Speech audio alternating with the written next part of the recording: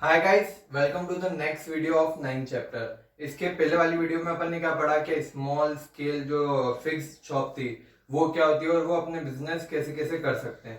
ठीक है, अब अपन पढ़ रहे हैं कि लार्ज स्केल रिटेलर्स है उसके कितने टाइप्स है। लार्ज स्केल रिटेलर्स अपने वर्क कैसे करते हैं। लार्ज स्केल रिटेलर्स क्या होते हैं। Large scale retailers deals in large stock of goods and purchase goods in bulk. ये कौन से रिटेलर्स होते हैं जो बल्क में डील करते हैं, है ना। जो स्टॉक जिनका अच्छा ज्यादा स्टॉक रहता है गुड्स का और वो परचेज भी ज्यादा बल्क में करते हैं। रिक्वायर ह्यूज अमाउंट मतलब ह्यूज अमाउंट ऑफ कैपिटल चाहिए रहता है उनको इतना बड़ा इन्वेस्टमेंट करने के लिए। फिर लार्ज साइज शोरूम्स, इनके जो शोरूम्स रहते हैं वो अच्छे बड़े बड़े, जैसे अपन ने क्या था स्मॉल साइज में क्या छोटी छोटी दुकानें थी, पर यहाँ क्या शोरूम्स बड़े बड़े शोरूम्स रहते हैं। Located at central place, central place मतलब जो मेन मार्केट प्लेस है वहां पे इनकी शॉप्स रहती है मेनली। और लार्ज नंबर ऑफ कस्टमर्स, ये लार्ज नंबर ऑफ कस्टमर्स मतलब इनके जो कस्टमर्स है वो बहुत सारे होते हैं। वरना अगर स्मॉल उसमें देखा स्मॉल सेक्टर में क्या है कुछ लिमिटेड आसपास के लोग हैं वो ही रहते हैं आपके कस्टमर्स को। इसमें क्या लार्ज नंबर ऑफ कस्टमर्स बहुत सारे कस्टमर्स रहते हैं। अब इसके टाइप्स क्या क्या है। मेनली चार टाइप्स है इसके। फर्स्ट है डिपार्टमेंटल स्टोर, सेकंड है मल्टीपल शॉप और थर्ड है मेल ऑर्डर रेटिंग। और जो फिफ्थ है वो है ऑटोमेटेड वो मशीन, है ना, जिससे अपन वो करते हैं ना कॉइन डालो आपके गुड्स आ जाएंगे कैन आ जाएगी वो। ठीक है, अब फर्स्ट अपन पढ़ते हैं डिपार्टमेंटल स्टोर्स। डिपार्टमेंटल स्टोर्स क्या होते हैं। A large retail showroom having a number of department under one roof. ये क्या एक बड़ा शोरूम है जिसके having a number of department under one roof, इसके अंदर एक बहुत सारे डिपार्टमेंट है। Each department specialised in one line of product. हर एक डिपार्टमेंट एक लाइन ऑफ प्रोडक्ट के लिए मतलब स्पेसिफाइड कर दिया ना। एक आप शोरूम में गए उन्होंने क्या बोला कि सर फर्स्ट फ्लोर पे खाने की चीजें, सेकेंड फ्लोर पे जो कपड़े हैं कपड़ों का पूरा डिपार्टमेंट है, थर्ड पे क्या है फर्नीचर से रिलेटेड वो सब है, और फिफ्थ पे जो आपके डेली नीड्स के प्रोडक्ट्स होते हैं और किचन के प्रोडक्ट्स है वो सब है। तो ये क्या हो गया इन्होंने डिपार्टमेंट बना दी कि इसमें पूरे मतलब जो फर्स्ट फ्लोर वहां पे खाने की आपको सारी चीजें मिल जाएगी। सूजी, आटा, मैदा, चिप्स, चॉकलेट्स, ये सब जो जो भी ईटेबल्स है ना, दाल वाल चावल, ये सब आपको फर्स्ट फ्लोर पे मिल जाएंगे।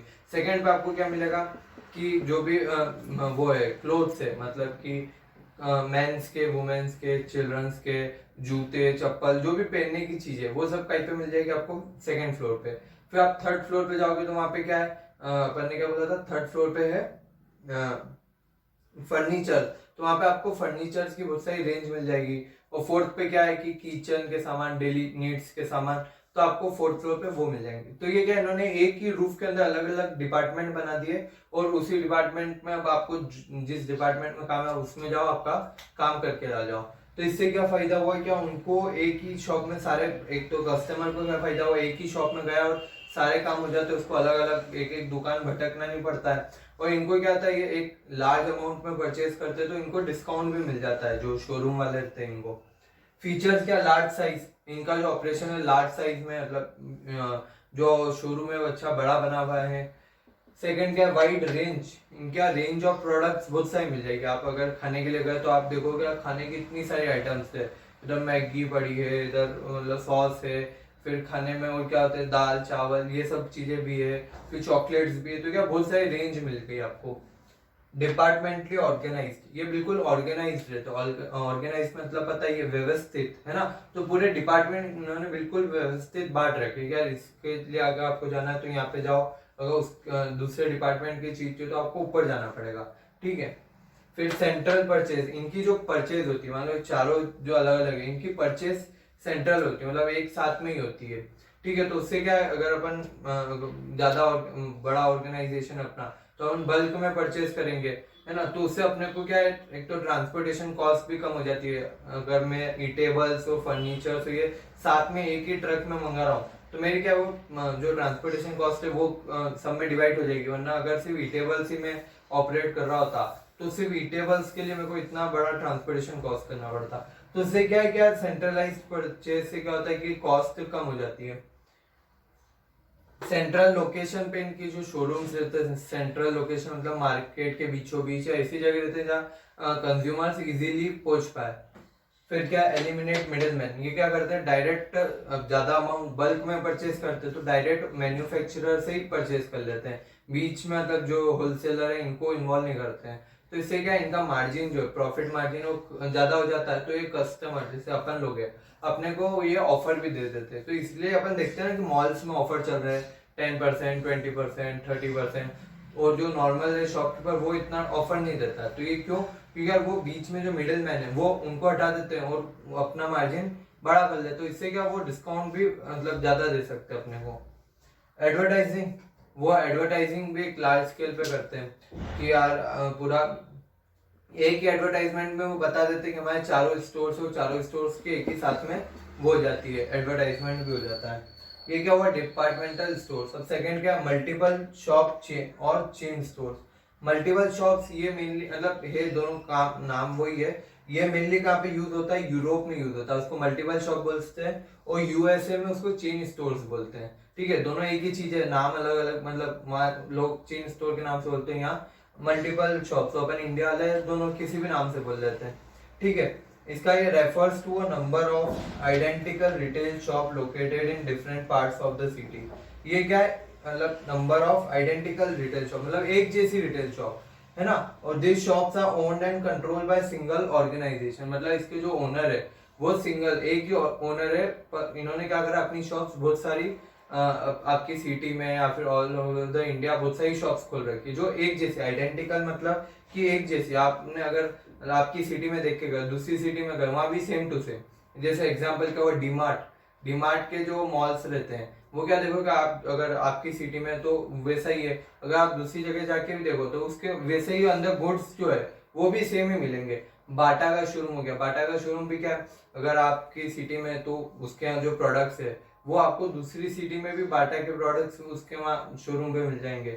ऐसे बहुत सारे, बिग बाजार देख लो, ये सब क्या होगा, ये भी एक टाइप ऑफ वो होगा, मल्टीपल शॉप्स और चेन स्टोर कि इनके बहुत सारे। पर मेन एग्जांपल क्या है इसमें, मेन अगर अपन देखें तो इसमें बाटा का जो एग्जांपल है वो सूटेबल होगा। क्यों, क्योंकि ये है ना मेनली वो जो अपने मैन्युफैक्चरर्स रहते हैं वो सेटअप करते हैं, मतलब बाटा कंपनी खुद ही प्रोड्यूस करती है और फिर उसके चेन स्टोर्स बने हुए हर सिटी में, अपना एक ऐसे चेन स्टोर है जो एक जैसे ही दिखते हैं, है ना। अब रतलाम का देख लो, इंदौर का देख लो, मुंबई का देख लो, इन हर जगह जो बाटा का आपको ये दिखेगा चेन स्टोर वो एक जैसा ही है, लुक बिल्कुल एक जैसा मिलता है आपको। तो क्या हुआ, क्या एक तो इसमें क्या हुआ कि मैन्युफैक्चरर डायरेक्ट चेन स्टोर को वो प्रोडक्ट सेल करता है, तो बीच में होलसेलर और रिटेलर वाले जो बीच में कमीशन है वो हट जाता है। तो डायरेक्ट मैन्युफैक्चरर अपने बहुत सारी चेन स्टोर सेटअप करता है और फिर वहां से सेल करता है। फीचर्स क्या, लार्ज साइज पे ऑपरेट करते हैं, बहुत सारे इनके चेन स्टोर्स होते हैं। स्पेशलाइज्ड इन वन लाइन, ये एक ही लाइन में स्पेशलाइज्ड होते हैं। जो ट्रेडर है ना, मतलब जो मैन्युफैक्चरर है वो सेटअप करता है अपना ये चेन स्टोर, तो वो जो प्रोड्यूस करेगा वही उसके चेन स्टोर पे मिलेगा, मतलब बाटा जो प्रोड्यूस करता है वही बाटा के चेन स्टोर पे मिलेगा, और कुछ नहीं मिलेगा वहां पे। सेंट्रलाइज्ड परचेज, अब परचेज सेंट्रलाइज्ड रहती है। क्यों, क्योंकि जो मेन है एक ऑर्गेनाइजेशन है, जो मेन ऑर्गेनाइजेशन है वही परचेज करती है और फिर उसके सारे जो नीचे चेन स्टोर है वहां पे सेंड कर देती है। तो इससे क्या, बल्क में परचेज करके सबको थोड़ा थोड़ा सेल कर देती है। तो उससे क्या हुआ, उनका प्रॉफिट मार्जिन जो है वो बढ़ जाता है बल्क में परचेज करने की वजह से। डिसेंट्रलाइज्ड सेल, मतलब कि सेल डिसेंट्रलाइज्ड है, परचेज तो एक जगह से हो गई, फिर उन्होंने अपने अपने ये स्टोर्स, चेन स्टोर्स पे माल भेज दिया, फिर वहां से अब डिसेंट्रलाइज, मतलब अब अपने अपनी सिटी में वो लोग जो चेन स्टोर्स है अपनी अपनी सिटी में सेल करेंगे। क्वालिटी, क्वालिटी हर जगह आपको सेम मिलेगा, आप रतलाम ले लो, इंदौर ले लो, मुंबई ले लो, दिल्ली ले लो, कहीं भी जाके आप वो गुड्स खरीदो आपको सेम क्वालिटी मिलेगी। क्यों, क्योंकि सेंट्रलाइज परचेज, वो चीज परचेज या प्रोड्यूस एक ही जगह हुई है तो हर जगह उसकी क्वालिटी सेम मिलेगी। एलिमिनेशन ऑफ मिडिलमैन, मिडिलमैन इसमें एलिमिनेट हो जाता है। जो मैन्युफैक्चरर रहता है वो खुद ही अपना ये सेटअप कर लेता है चेन स्टोर, और खुद मैन्युफैक्चर करके अपने गुड्स चेन स्टोर के थ्रू सेल कर देता है। यूनिफॉर्म प्राइजेस, आपको हर जगह एक जैसी प्राइजेस मिलेंगे, मतलब कहीं ज्यादा कहीं कम ऐसा नहीं होगा, हर जगह एक ही ऑफर्स, हर जगह एक ही प्राइस मिलेंगे। और कैश सेल्स, मतलब कि कैश में, इससे क्या हुआ, मैन्युफैक्चरर को कैश सेल्स का वो मिल जाता है एडवांटेज कि वो कैश में सेल कर पाता है डायरेक्ट, मतलब कुछ वो नहीं करना पड़ता है कि क्रेडिट सेल नहीं करना पड़ता है कि आज सेल कर दिया 5-6 दिन बाद पेमेंट आ रहा है, ऐसा नहीं होता, हाथों हाथ कैश भी आ जाता है यहाँ पे। अब जो थर्ड क्या है, mail order retailing. Mail order retailing नाम से क्या पता चला कि यार ये मेल के थ्रू ऑर्डर आता है और फिर अपन उसको अपने गुड्स सेंड करते हैं, ठीक है। इसमें क्या हुआ, seller contract potential buyer through advertisement and mail publicity that is sending circular catalogue price list delivery. इसमें क्या होता है, जो सेलर होता है वो कैटलॉग्स बनाता है या अपनी साइट्स बनाता है या कुछ ऐसी चीज जिससे वो कस्टमर या उसके बायर के थ्रू वहां तक पहुंच पाए, फिर वो अपने कैटलॉग्स हर जगह बांट देता है। फिर जो भी कस्टमर जिसको रिक्वायरमेंट रहती है तो वो क्या करता है, वो उसको फिर से पोस्ट लिखता है कि सर मेरे को ये आपके जो गुड्स अच्छे लगे हैं, मैंने इनकी क्वालिटीज मैंने वो सब चेक कर लिया, अच्छा है, अब मैं चाहता हूँ आपको कि ये 50 गुड्स का ऑर्डर देना चाहता हूँ, मैं खरीदना चाहता हूँ आपसे 50। उसने पोस्ट करा, फिर वो पोस्ट अपने पास है, अगर उसने मेल करा है ईमेल भी कर सकता है, या फिर अपनी अगर वेबसाइट है तो वेबसाइट में उसमें ऑप्शन आएगा कि आप लिख दो जिसको जितना ऑर्डर करना है, तो वैसे भी कर सकता है वो। तो उसने अपने को पोस्ट करा है, ईमेल करा, फिर अपन ने उधर ईमेल पढ़ा, फिर अपन ने इतने 50 गुड्स रेडी करे और उसके पोस्टल सर्विस के थ्रू उसको भेज दिए। अब वहां पे गए, उसको गुड्स तो मिलेगा, पेमेंट कैसा आएगा, तो पेमेंट की भी 2 मेथड होती है। एक तो कि आपने गुड्स भेजे ना, तो आप पोस्टल वालों को बोल दो कि यार ये गुड्स 10,000 रुपए के है, तो सामने वाला अगर 10,000 रुपए दे तो आप उसको ये पैकेट मतलब जो पूरा बॉक्स है, या आप उसको बॉक्स दे देना, ठीक है। अगर वो 10,000 नहीं देगा तो उसको नहीं मिलेंगे। या फिर ये भी हो सकता है कि अपन उसको बोलते हैं कि यार सर आपको हम गुड्स भेज रहे हैं, आप उधर से हमको वो कर दो, क्या बोलते हैं उसको, रजिस्टर्ड पोस्ट कर दो, मनी मतलब मनी ट्रांसफर कर दो, रजिस्टर्ड पोस्ट के थ्रू पैक करके पूरा एक लिफाफे में इतने 10,000 रुपए आप उधर से पोस्ट कर दो, हम इधर से गुड्स पोस्ट कर रहे हैं, ठीक है। ये अपन ने पढ़ लिया कि अरे कैटलॉग सर्कुलर, इसके थ्रू हम वो करते हैं, अपना एडवर्टाइजमेंट करते हो, कस्टमर को बताते हैं हमारे पास ये गुड्स है। फीचर्स क्या हुए, only standardised item are sold and brought, मतलब स्टैंडर्डाइज आइटम कैसे, लक्स का साबुन हो गया, तो लोगों को पता है ठीक है लक्स का साबुन स्टैंडर्डाइज प्रोडक्ट है। ऐसे प्रोडक्ट जो मतलब प्रोड्यूसर टू प्रोड्यूसर चेंज नहीं होते हैं। अगर अपन सॉल्ट ले लो या फिर ऐसी चीज ले लो जो कोई भी बनाए एक जैसा ही बनेगा, तो वो क्या उस चीज में ये मेनली डील होता है, ठीक है। पेमेंट रिसीव थ्रू वीपीपी, मैंने आपको बताया ना कि यार माँ अगर पूछेगा गुड्स है ना, तो अगर सामने वाली पार्टी पेमेंट कर दिए तो ही उसको वो पार्सल मिलेगा, है ना। अगर उसने पेमेंट नहीं करा तो पार्सल नहीं मिलेगा। तो वीपीपी वही होता है कि उसने अगर अपने पेमेंट करा, जो पोस्ट ऑफिस है वहां पेमेंट करना पड़ेगा उसको 10,000 का, और तो उसको पार्सल मिल जाएगा। और सेकंड क्या, रजिस्टर्ड पोस्ट, या फिर वो पोस्ट के थ्रू अपने हमको रुपए भिजवा दें। डिटेल मेलिंग लिस्ट, मतलब जो लिस्ट है ना उसमें पूरी डिटेल रहती है, क्या अगर आपको हमसे कांटेक्ट करना है कैसे करोगे, जो प्रोसीजर रहेगा सेल का, है ना, जो हम आपको कैसे सेल करेंगे, पूरा उस जो मेलिंग लिस्ट होती है ना उसके अंदर पूरा लिखा हुआ रहता है कि ये प्रोसीजर रहेगा परचेज का, ये प्रोसीजर रहेगा सेल का, ठीक है। अब इसमें प्रोसीजर क्या रहता है कि सबसे पहले आपको एडवर्टाइजमेंट करना रहेगा। अगर मैं ये हूँ मेल ऑर्डर रिटेलर हूँ तो मेरे को सबसे पहले एडवर्टाइजमेंट करना पड़ेगा पूरी, मतलब हर जगह क्या मैं ये काम कर रहा हूँ, मैं ये चीज बेच रहा हूँ, जिसको भी चाहिए आप मेरे से कॉन्टेक्ट कर लो ईमेल के थ्रू। फिर सेकंड क्या, वो लोग मेरे को ऑर्डर देंगे, मैं उनको पूरा ऑर्डर जो भी आएगा वो प्रोसेस करके उनको भेज दूंगा। और थर्ड क्या है, वो मेरे को पेमेंट कर देंगे। तो 3 स्टेप में हो जाता है, पहले मैंने एडवर्टाइजमेंट करा, उनसे ऑर्डर आया, मैंने उनको माल भेज दिया, फिर उन्होंने मेरे को पेमेंट कर दिया। फिर इसमें 1-2 चीजें हो रही है, क्या कैसे गुड्स इस चीज में जो मेल ऑर्डर रिटेलिंग है कौन से गुड्स सुटेबल रहते हैं। फर्स्ट की जो पेरिशेबल नहीं हो, पेरिशेबल मतलब खराब होने वाले, जैसे आलू टमाटर, मतलब ये सब क्या सब्जी हो गई और फ्रूट्स हो गए, जो चीज खराब हो जाती है थोड़े टाइम में खराब हो जाती है, तो वैसे गुड्स इसमें यूज नहीं करने चाहिए। सेकंड क्या, स्टैंडर्डाइज्ड होना चाहिए, मतलब एक जैसे बनने चाहिए, मतलब कोई ऐसा नहीं क्या कभी कुछ अलग है कभी कुछ अलग है, ऐसा नहीं, एक जैसे गुड्स होने चाहिए। फिर ज्यादा बल्कि नहीं होनी चाहिए, मतलब बहुत भारी चीज नहीं होनी चाहिए कि आप पोस्ट ऑफिस के थ्रू जाएगी तो बीच में उनको टूटने उठने का उसका वो भी होना चाहिए, और इजी टू हैंडल होनी चाहिए। फिर क्या है, इजीली एक्सेस, और उस चीज को आप पिक्चर्स के थ्रू इजीली समझा पाओ, या उसको डिस्क्रिप्शन पैरा लिख के उस गुड्स को समझा पाओ, ऐसे गुड्स होने चाहिए। क्योंकि आप एडवर्टाइज करोगे तो उसमें आप पिक्चर लगाओगे या फिर उसको समझाओगे डिस्क्रिप्शन, तो ऐसे गुड्स होने चाहिए जिनको इजीली समझा पाओ। और क्या होने चाहिए, ब्रांडेड गुड्स होने चाहिए, क्या ब्रांडेड है, एक जैसे कोई चेंज नहीं हो रहा उसमें, ठीक है। ये क्या हो गया, मेल ऑर्डर रिटेलिंग, इसमें बस इतना ही है। फिर एक बीच में डिपार्टमेंटल स्टोर और चेन स्टोर का एक डिफरेंस है। क्या डिपार्टमेंटल स्टोर और चेन स्टोर में क्या डिफरेंस होता है? वेराइटी वेराइटी अगर अपन देखें तो वेराइटी कहीं में ज्यादा मिलेगी, डिपार्टमेंटल स्टोर में ज्यादा मिलेगी। क्यों? क्योंकि एक ही उसमें आपको मतलब ज्यादा वो मिल रहे हैं वेराइटी ऑफ गुड्स। पर यहाँ क्या है, मल्टीपल शॉप में जो एक मैन्युफैक्चरर है, वो अगर अपन ने बाटा देखा तो वहां सिर्फ बाटा के शूज ही मिलेंगे और कुछ नहीं मिलेगा। तो यहाँ पे आपको वैरायटी अलग अलग मिल जाएगी, शूज मिल जाएंगे, कपड़े मिल जाएंगे, खाने की चीजें मिल जाएगी, फर्नीचर मिल जाएगा, ETC है ना। फिर और क्या होता है, क्रेडिट और कैश बेसिस। ये आपको क्रेडिट पे कौन दे सकता है? ये आपको क्रेडिट और कैश दोनों वो कर सकते हैं, फैसिलिटी प्रोवाइड कर सकते हैं। और ये क्या सिर्फ कैश सेल ही करते हैं, क्रेडिट सेल नहीं करते। फिर लोकेशन, ये मेनली जो मेन मार्केट रहता है वहां पे लोकेटेड रहती है।